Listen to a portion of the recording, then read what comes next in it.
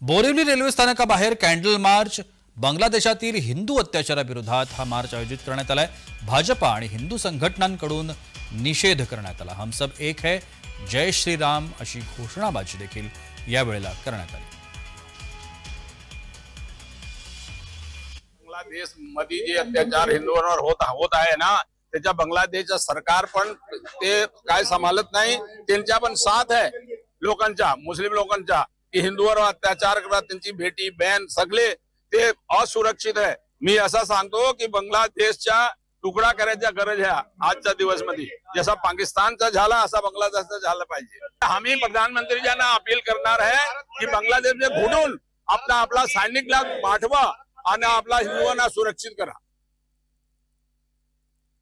जो बांगलादेश आमच्या सैनिकांनी आपलं रक्त सांडून तयार केलेला, पूर्वी पाकिस्तानलाच बांगलादेश म्हणतो, हा आम्ही तयार केलाय ना।